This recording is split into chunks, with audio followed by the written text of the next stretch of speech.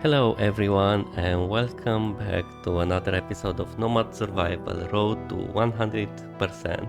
Today I'm going to clean up the last remaining achievements, so in order to do that I will play as a divine summoner, divine beastmaster. Where are you? A divine beastmaster on the first map with a lot of how can I say, um, a lot of modifiers, mainly enemy HP. Not that I need it, but to make the game a bit more challenging. And why not enemy damage? So let's see how we are going to be able to do. I'm playing on how can I say? I'm playing on a higher difficulty because yeah, I want to keep the episode short. Anyway, basically what I'm going to do is very straightforward build, basically picking a lot of passive and yeah, hope for the best. It shouldn't be very hard actually. It's the first map, so it's the easiest map, and yeah, um, I don't think I will bring actually any of the passive skills, active skills, only the passive skills I will take, because yeah, it's already way too easy, and yeah, why not? So basically it's just cleaning up. It's one of the easiest achievements, and because of that I want to talk about something else. And yeah, one thing that I want to talk, and yeah, I was thinking these days when I was preparing for a ceremony, was the fact that yeah, a lot of God's people needed to have a lot of patience. And I was thinking especially David. I mean, there are a lot of examples, but I was thinking at David because he was like anointed to be king of Israel after Saul lost his yeah, his right to be. And he was having, like some say, between 10 and 15 years when he was anointed as king. He was basically a shepherd, the most unimportant person in his family, because he wasn't even invited in to the feast that Samuel was giving to the family.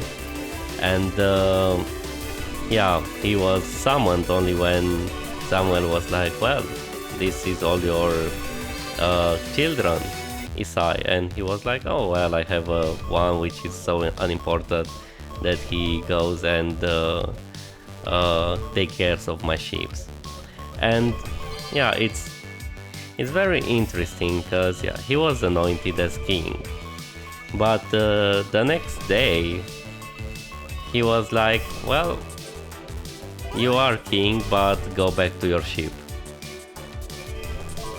That was the most interesting thing for me. Like, he was, okay, good, you are king, now go back to the sheep. So it wasn't like how can I say, it doesn't matter what I take. He wasn't like Saul, who was anointed king and then he started ruling. No, he went back to sheep. And yeah, he went there for a long time. He stayed taking care of the sheep, of the family sheep, even if he was anointing as king of Israel. And it's interesting to see that, because basically God always prepares his people, the greatest of his people, by making them having patience, testing their patience. And yeah, it's so interesting, because yeah, you would expect if God said to you, well, you will be king of England, let's say, because they still have a king. You would expect that next day you will become the king of England. But no, God is like, well, you will still have to wait like, I don't know, um, 20 years till you get to be king of England. And yeah, you could wonder then why are you anointing me as king if I have to wait so much till I get what you promised to me? But yeah, it's how God works and how God prepares his people. And it wasn't only him, it was multiple, but Abraham, Moses, and who else was there? There were a lot more than David. It was Job, and so on. But yeah, it's interesting. And after a while, while he was staying and taking care of the family sheep, he gets remarked by the king, by Saul, and because he managed to kill Goliath. And yeah, you would say, well, finally he will get somewhere, but no. Actually no. He is remarked, and shortly after he is remarked, Saul wants to kill him because he is more popular than him. And you're like, wait, what? That's so crazy. I mean, you would say that, well, he finally got somewhere. He starts to get near the throne, and you expect to get on the throne. But no, he doesn't get near the throne. He's like, well, here you are, another king who wants to murder you for a few years, and he's always running, always on the run. He gained some popularity, so to speak, but I would say that yeah, he got the, if you could say, the worst of the kind. I mean, he did get some very powerful men and friends, but they weren't very godly. They multiple times they were like, well, kill Saul and take your hand on the throne. And David was always like, well, God put him on the throne. It's God, like say, business to take it out of the throne. As long as Saul is on the throne, I will not kill him to get the throne. And yeah, this is something that you kind of don't see. And throughout the history, if you look at kings and things like that, you don't really see that. Being a king was the most perilous job because everyone wanted your position. So they murdered, they schemed, they poisoned, they did everything they could just so they could be king. And yeah, this is how people and people who don't know God will act. But this is not how people of God will act, because people of God will let God take care of them. And yeah, at some point he, like David, he did manage to get to become king. And yeah, it was interesting because he had to wait like between 22 and 27 years till he was able to be king over all the Israel. He waited for like 15 to 20 years till he king on Judah, and then he had to wait for another um, for another come on, nah, okay, for another 7 years till he got till he became king of all the um, Israel, like God has anointed him. So yeah, he had his patience tested a lot. But yeah, he was considered when he was elected a man after God's own heart, which is interesting because yeah, you look at him when he was elected, and he was a boy. He was at most a child. I mean, at most a teenager, if you want to say,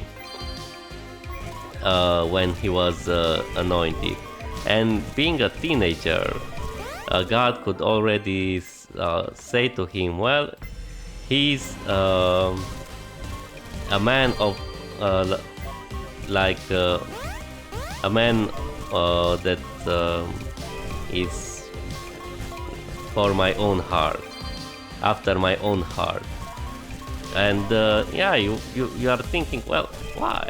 I mean, you expect God to say that for people who do great things, or they are very, I don't know, in important position, for like maybe preachers and evangelists or missionaries or things like that. But if we look at David, basically what we can see is the fact that yeah, he was considered a man after God's own heart, but yeah, he did nothing special.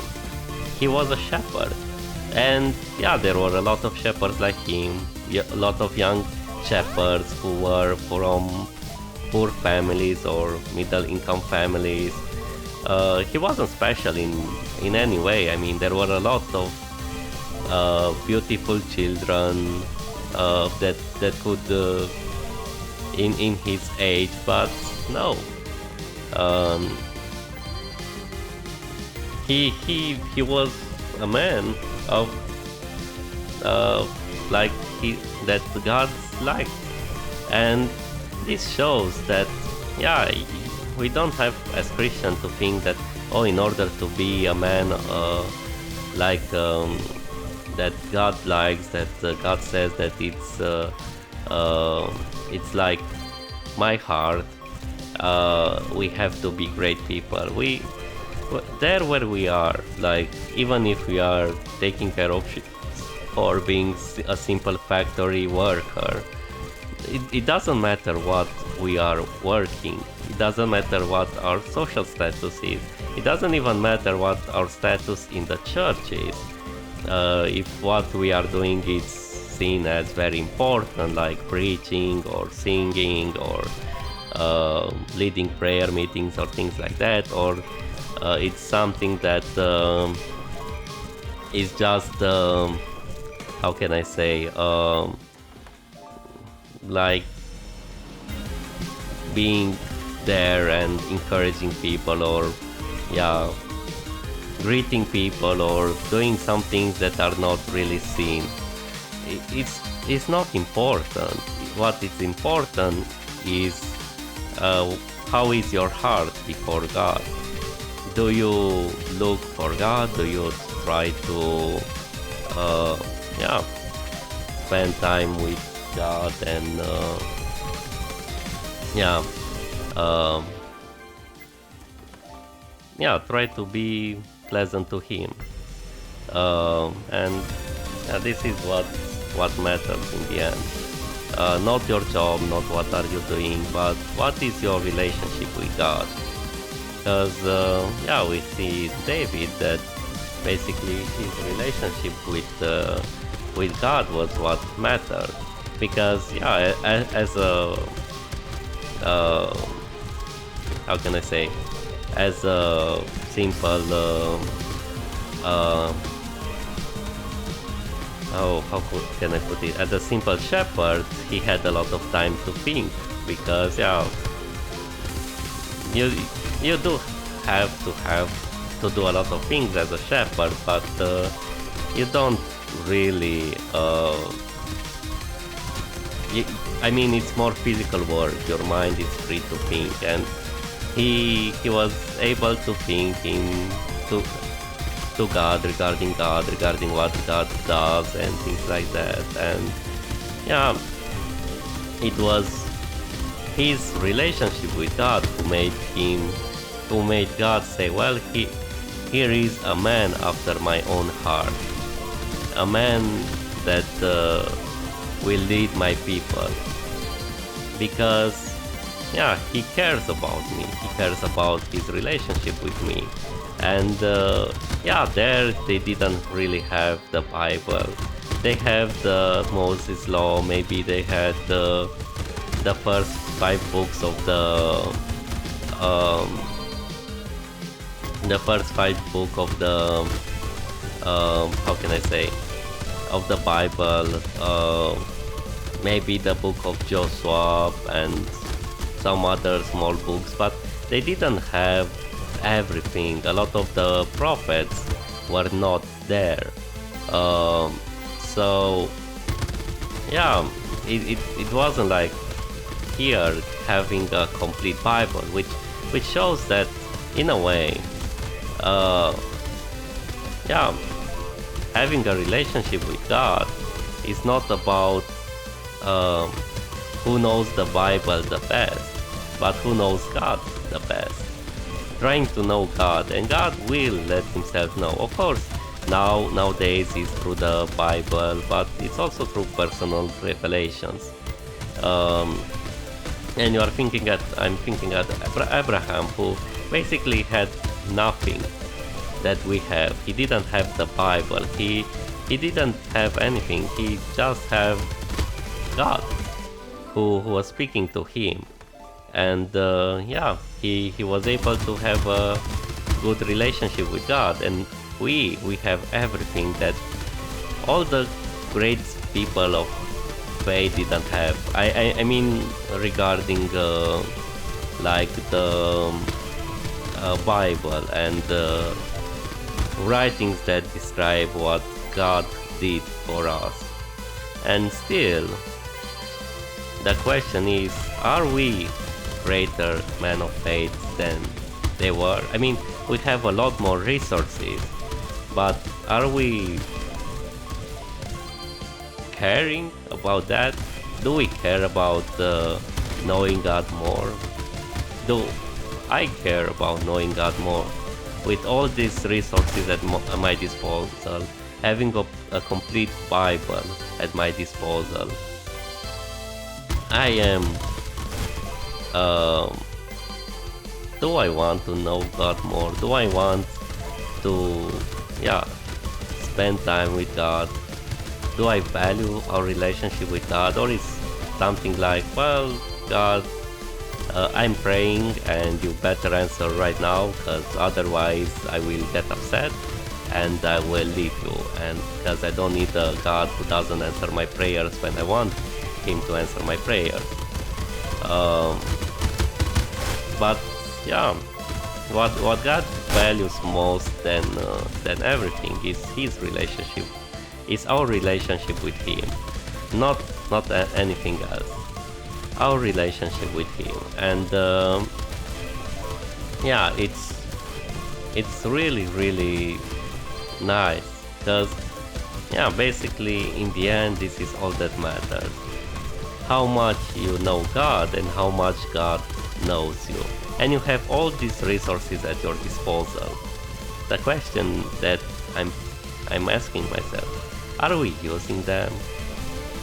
We look at great men of faith like David, and we are like, wow, he had his fallings, but yeah, he got from God so big promises. God gave him so big promises, and you are like, wow, this is crazy. And yeah, we can also get big promises from God, but the question is, do we care? Okay, all must be cleansed. Do we want to put the effort to know God or not? Anyway, I hope you enjoyed this episode, and yeah, we'll see each other next time. Bye bye.